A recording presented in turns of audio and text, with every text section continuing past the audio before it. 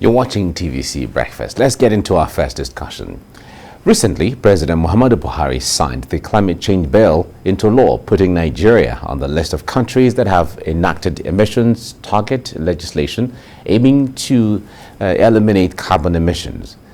An exciting decision for many advocates pushing for a safer environment. But beyond signing the law are concerns on implementation and government's commitment to ensuring that the provisions within the law are met. The Act also sets out to establish a systematic approach for the country to identify the major climate risks and vulnerabilities facing the country and how to strengthen the existing capacities to adapt to the impacts of climate change. These are things we'll be talking about in the next couple of minutes. And joining me now is an environmentalist, John Ekoko, with me in the studio. Good morning, John. Good to see you. Good morning, Mike. Good morning. It's a big pleasure. Great. Now, when the president signed this law, signed this bill into law, a lot of people were excited. And I know you too were excited because we've been talking about this for the past few years. Yeah. But basically, what is likely to change with the signing of this law? Yeah, the signing of the law is more an article of faith than a fact of preparation. All right.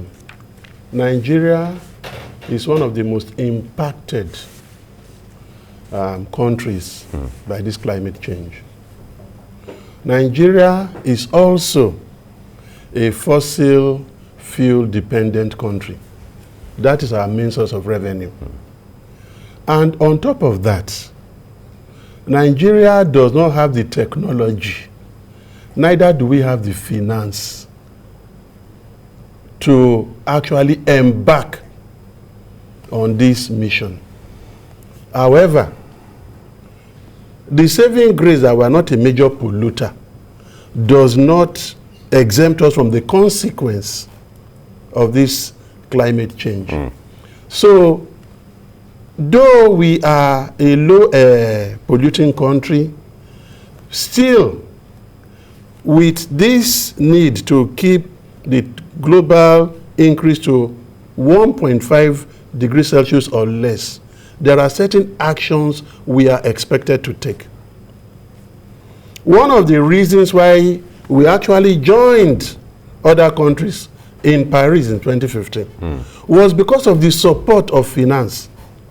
And we know that till today, the finance has not come. But the fact that the world is moving to the edge, to the threshold of the precipice, means action must be taken. And we join the Conference of Parties every year where these alarms are being sounded. Something just needed to be done.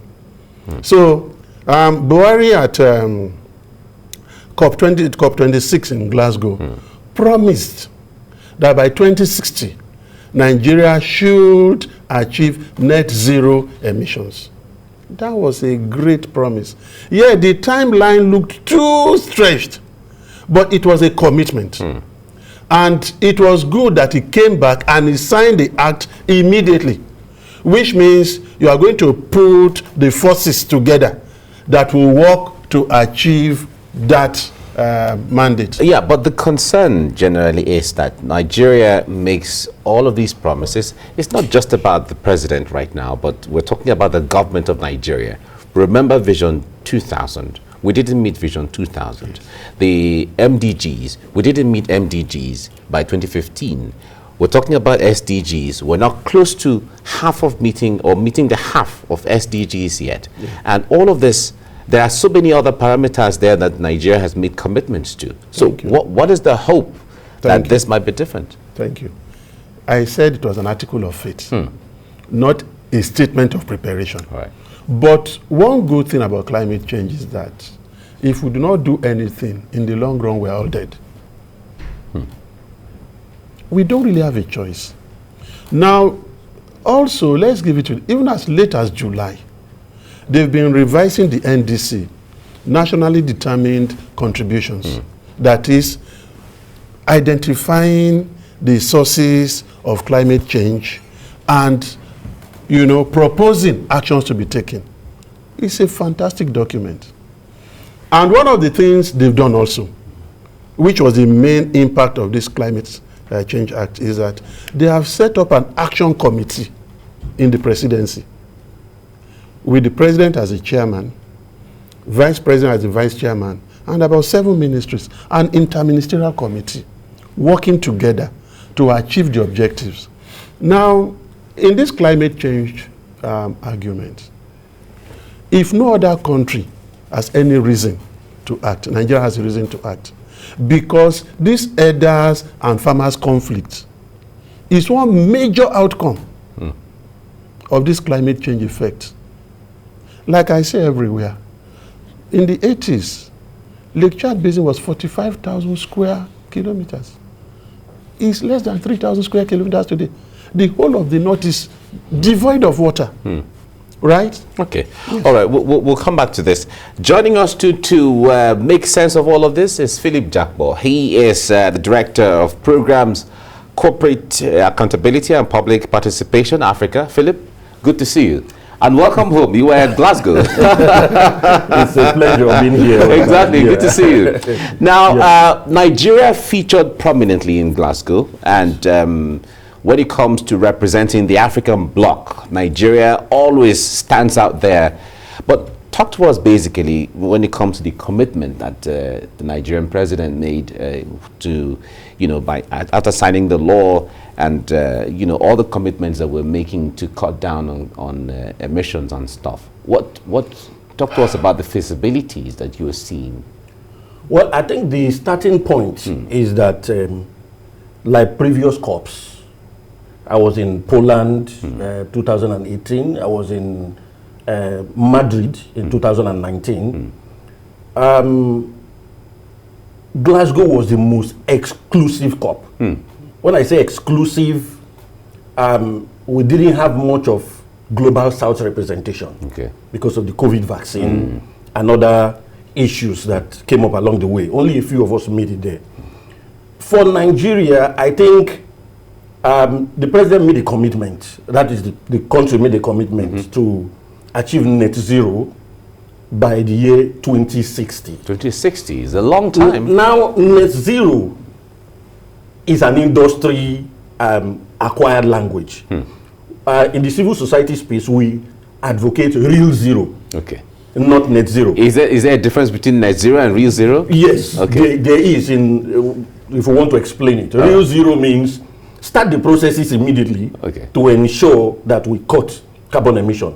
Net zero, as explained by the industry and as we have come to understand, is the barest minimum. Continue extraction, continue oil exploration, continue looking for new oils, wait till the year 2050. That is what it means in a nutshell. So for Nigeria, I think the starting point is that it's good that we have this climate change bill, everything. Like my colleague here mentioned, I think it's a good start because previously we've had a situation whereby there has been no coherence in government, but now there's something. But again, if you marry it to this administration's policies in the oil industry, there's a conflict. There's a conflict in the sense that we are looking for new oil. It's happening in the Northeast. We are also projecting that with the Petroleum Industry Act now passed, we are going to push oil production to 4 million barrels per day. Now that is a conflict because we should be scaling down and looking at alternatives, which are there, but we are not really committing so much to it. Nigeria at this moment is talking about nuclear power plants. These are technologies, these are setups that the developed world are moving away from. They are moving to electric cars, hydrogen fuel and things like that. We are still within the realm of the fossil fuel extraction. We are extracting in the north. And like my colleague said, the implications are there for us. Look at gas flaring. We are still flaring massively. Nigeria is the 7th highest flarer in the world. We should be talking about how we've scaled down. And for our nationally determined contributions, by now we should be talking, for instance, about climate smart cities, climate smart villages, where we know in those villages or in those cities, they have electric cars, they have real mass transit that works. In those zones. It's only Lagos that actually has mass transit. Throughout the Federation, nothing is happening. So, while the climate change bill is good, the National Council on Climate Change is good, very good, but look at it vis-a-vis the drive of this administration in the oil sector. There's a conflict. And how we can marry that, that's where the crisis is. Now, can I just come in? Yes, John, you want to say something on this? Yes. Everything is said, I've agreed. The only thing is, there's what you call critical infrastructure. Okay. We need finance. And unless we want to go cap in hand, begging for aid or debt forgiveness or something, we don't have the access that they have abroad. The issue, maybe that's where I agree with the net zero argument, is to use the funds we have, the resources we have, right, to do what? Generate finance for critical infrastructure while working on a program to scale it down.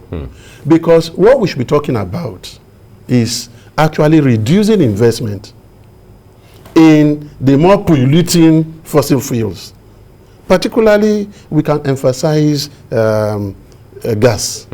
Gas is the cleanest. That's a scaling down that yes, Philip is I'm just trying to say that. Okay. Let's just chip it in because the issue is, without finance, you can't do much. I mean, let's take the whole of the climate change argument.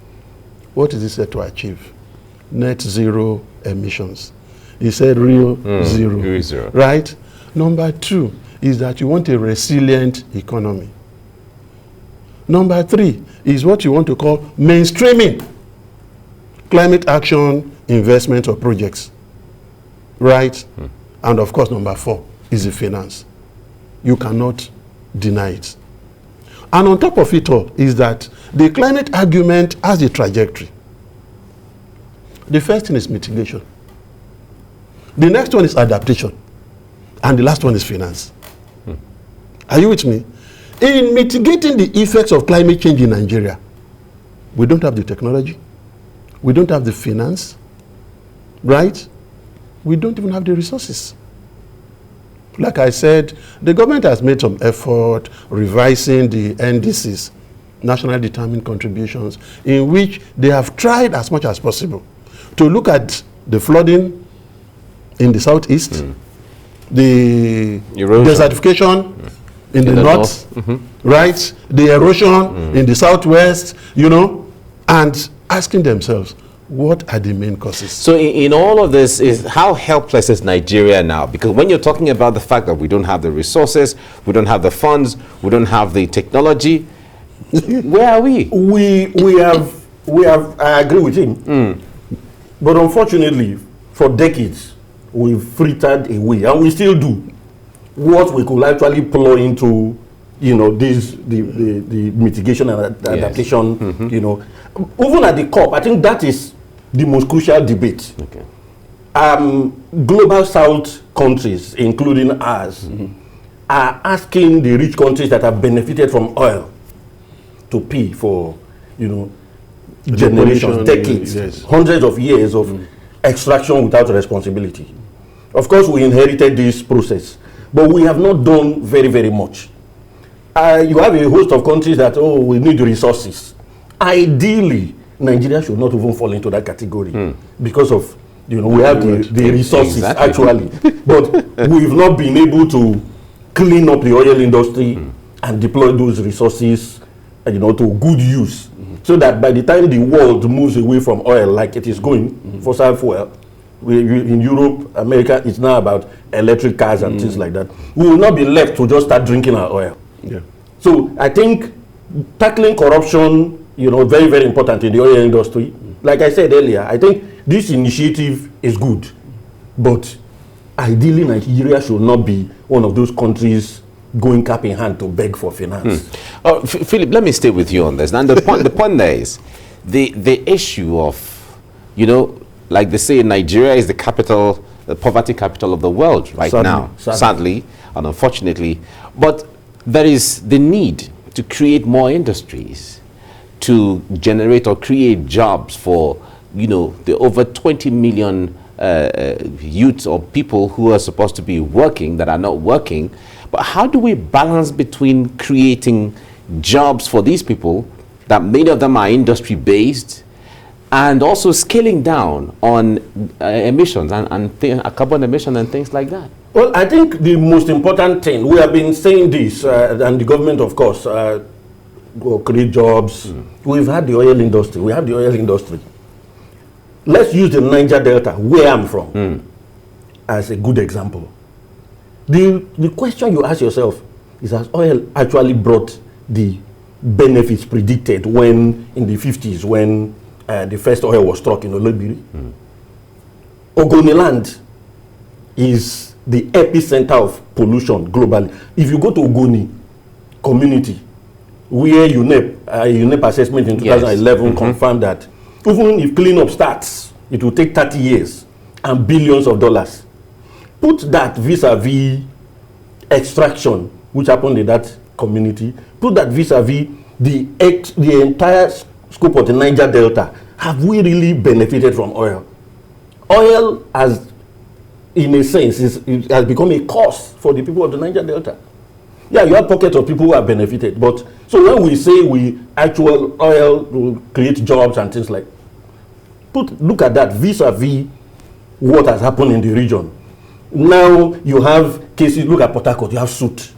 People are dying from cancers. You have cases of dead fish littering the shorelines of the Niger Delta. The livelihoods of people ruined. Look at those communities where you have gas flaring.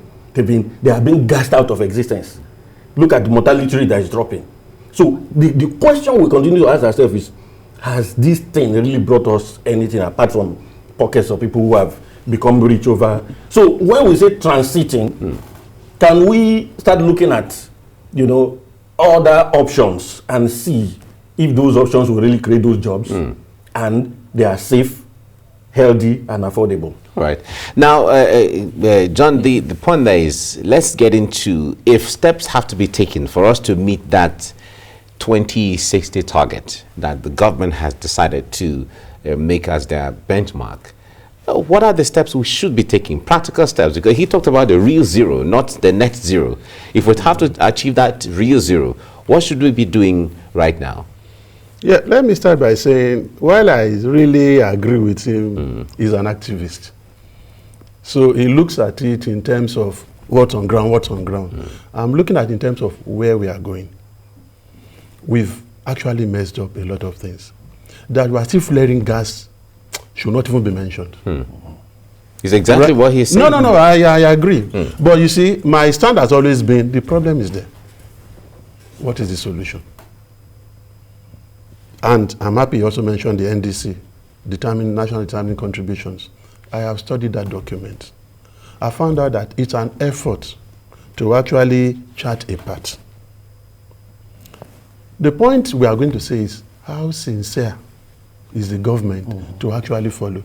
And what the act did was to set up at the highest level a body, the Climate Change Action Committee, putting the president as the chairman. Would that make any difference, really?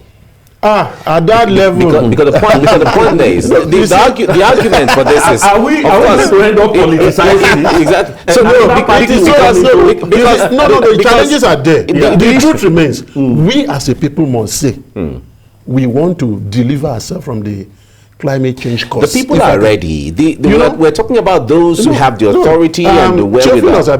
Right? No, Philip. One fantastic thing, because I'm talking because he would have looked at the NDC also. Yeah.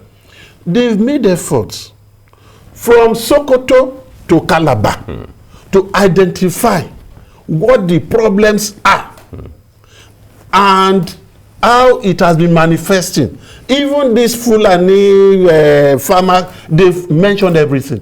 If they do not do anything, it's because they do not want to. Headsmen and farmers. Headsmen and farmers. You get what I'm saying? If they do not do, it's because they don't want to do. The problem in Ogoni land, the benzene, everything is there.